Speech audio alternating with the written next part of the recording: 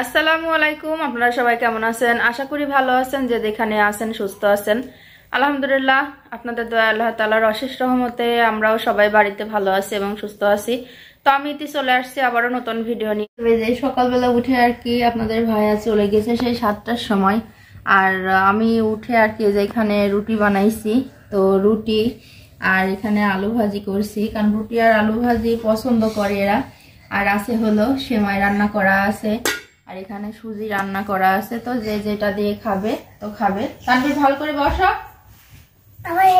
কি দিয়ে খাবা তাই কও?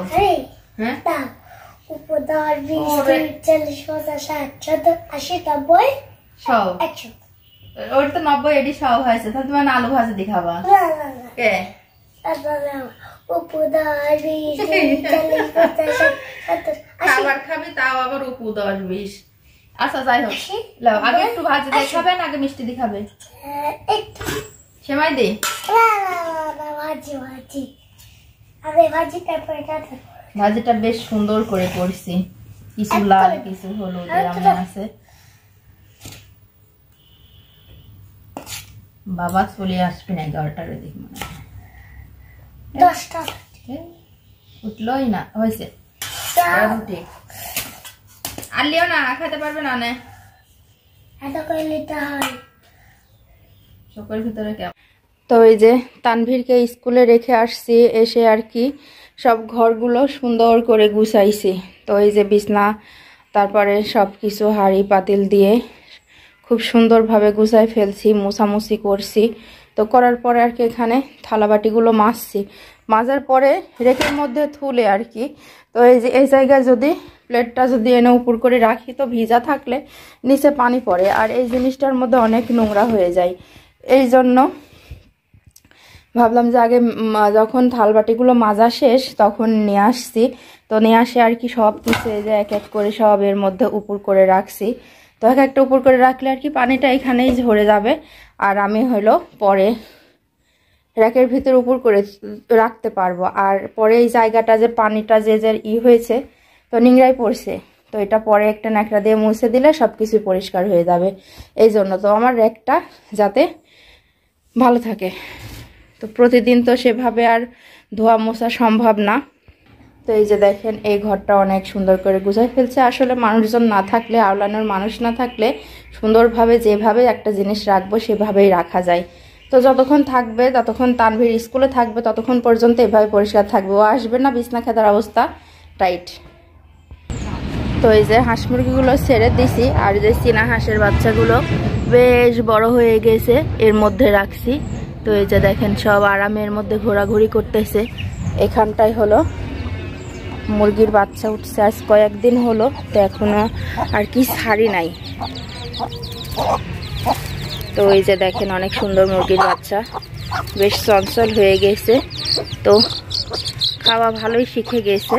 তো এখন এই যে মার সঙ্গে একটু এড়ে দেব, তো এরা পাইলে আর কি এটা ওটা পোকামাকড় আশ্রয় আশ্রয় খাবে, তো টপ করে আর কি বড় হয়ে যাবে। এই যে দেখেন কি সুন্দর বড় হয়ে গেছে বাচ্চাগুলা।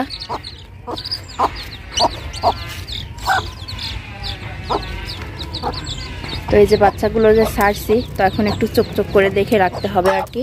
তো বেজি না থাকলেও বিড়াল আছে, বিড়াল খুব আর কি এক থাপা দিয়ে নিয়ে চলে যাবে বাচ্চাগুলার। এই যে তো এই যে দেখেন বেগুন নিয়ে আসছিল 2 কেজি, সে যে বড় বড় বেগুন নিয়ে আসছিল। তো আমি তরকারি কাটার জন্য এখানে রাখছি এই 3টা। আর অনেক দিন ধরে আর কি শাকের ডাটা খাওয়া হয় না, এখন নতুন তরকারি শীতের অনেক ভালো লাগে। তো শাকগুলো বেশ কচি আছে, শাকগুলো আর ফেলে দেব না, শাকগুলো খাওয়া যাবে। এই যে অনেক সুন্দর কচি কচি শাক আছে, তো শাকগুলো একটু পালং শাক দিয়ে ভাজি করলে অনেক মজা লাগবে। তো এই যে দেখেন, তো আর কি এখানে বসে আর কি তরকারিটা কাটবো। তো ওই যে দুপুরের রান্নার জন্য তরকারিটা কেটে ফেলছি। তো আমি রাখছিলাম একরকম করে, আর আমার ছায়ামনে রাখছি একরকম করে, জায়গা না থাকার কারণে। তো আর কি রান্না করব, বাটা মাছটাই আজকে রান্না করব। এই যে তার থাকতে একটু মশলাগুলো বের করে রাখলে ভালো হয়।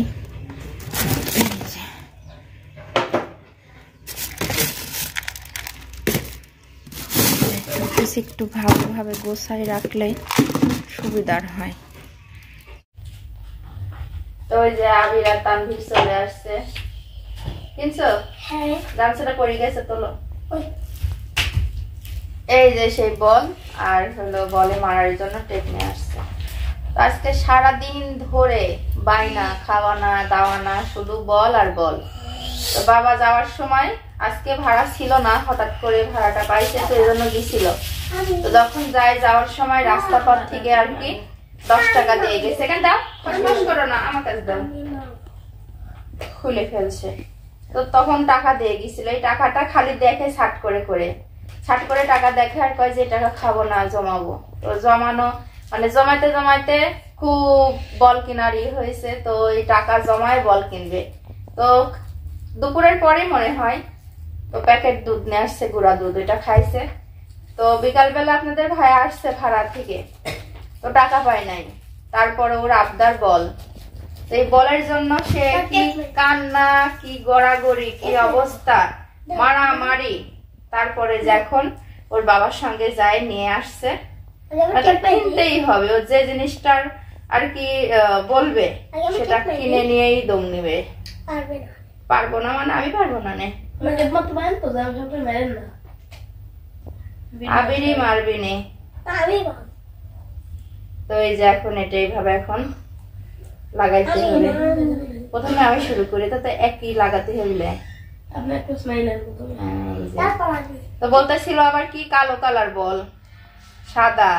তা আমি বললাম যে সাদা বাচ্চারা যেহেতু খেলবে, এখানে অনেকগুলো বল গেছে, এখনো খাটের নিচে 2 খেন আছে।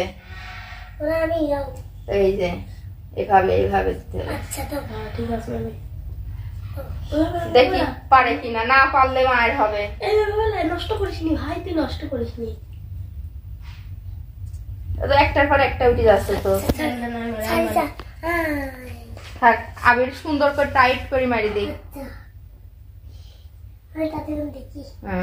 হয়েছে তো ব্যাট নাই, হয়ে যাচ্ছে। বাড়ি ঠিক করে দিচ্ছি।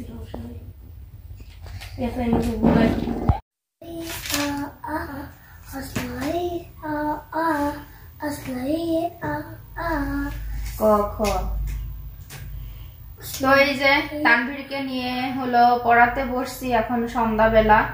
তোর আর কি অনেক সুন্দর আর কি পড়ার প্রতি একটা আগ্রহ আসছে। এই যে বড় হাতের এবিসিডি শেষ করে ছোট হাতের এবিসিডি ধরছে, আর হলো 40 পর্যন্ত 1-2 লেখা শিখে গেছে।